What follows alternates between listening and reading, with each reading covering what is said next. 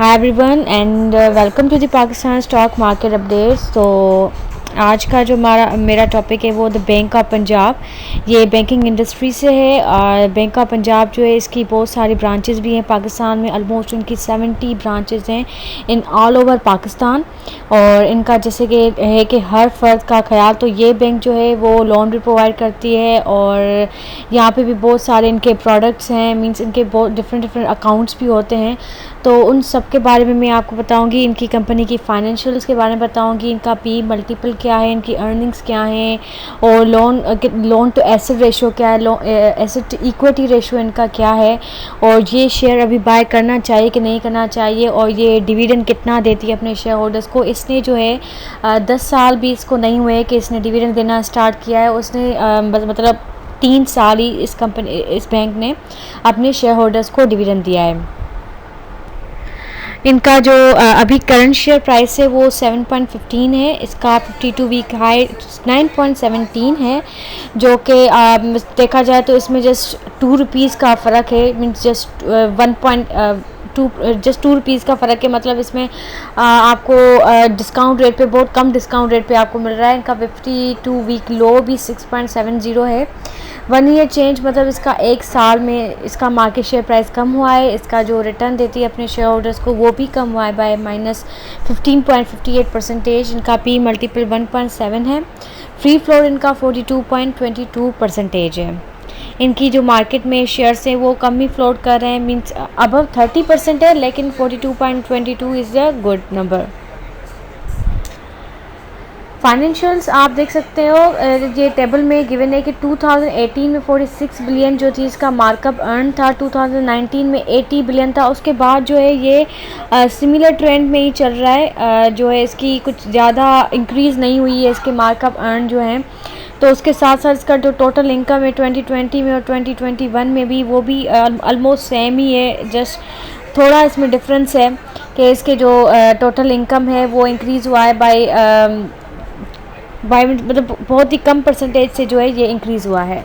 Profit after taxation जो है इसका बहुत अच्छा इंक्रीज़ हुआ है। 2021 में 6 बिलियन था, तो इस साल जो था 2021 में जो अभी साल गुजर गया तो इसका 12 बिलियन इसका प्रॉफिट आफ्टर टैक्सेशन है। तो ये एक अच्छा पॉजिटिव जो है इसने पॉइंट शो किए। ईपीएस भी इनका 4.71 है, लास्ट इनका 2020 में 2.63 था। और देखा जाए कि 2018 में इसका 2.86 था। तो ये इंक्रीजिंग ट्रेंड ईपीएस जो है वो शो कर रहा है, और उनके प्रॉफिट आफ्टर टैक्सेशन भी जो है वो इंक्रीजिंग ट्रेंड ही शो कर रहा है।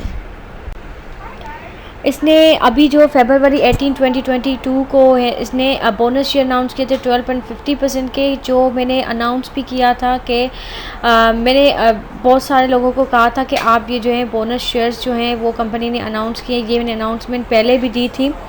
और उसके अलावा फरवरी 1921 को उन्होंने डिविडेंड दिया था। इन्होंने 2020 को डिविडेंड दिया था, 2019 को उन्होंने डिविडेंड दिया था।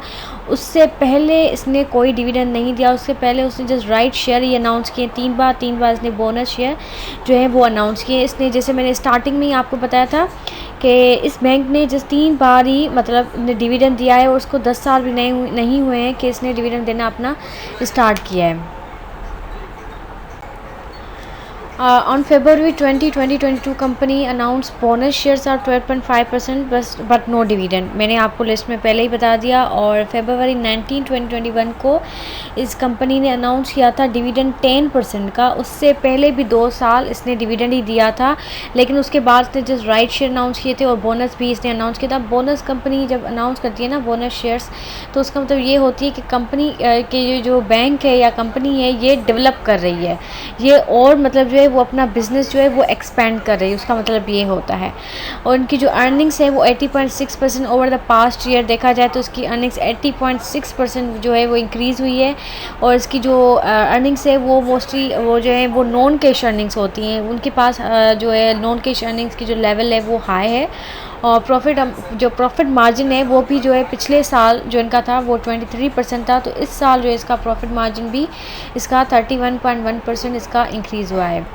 अब जो डिविडेंड देती है इसने, बस मैंने आपको पहले बताया था कि इसने साल में जस्ट 3 बार ही डिविडेंड दिया है इतने सालों में, और जो इनका डिविडेंड है लेकिन वो वेल कवर्ड है, 27% का पे आउट है, और उनका डिविडेंड जो है वो अच्छा वेल कवर्ड है बाय देयर अर्निंग्स। ऐसा नहीं है कि कंपनी का डेट बहुत ज़्यादा है, इट्स नॉट लाइक दैट। इसके जो पे आउट रेशो है वो भी वेल कवर्ड है, इसकी जो डिपॉजिट्स हैं और इनके जो एसेट्स हैं उसके बारे में भी आगे आपको पता चलेगा। The bank successfully whether the economic slow down caused by COVID-19 pandemic maintained its growth trajectory by optimum utilization of available resources and creating new business avenues.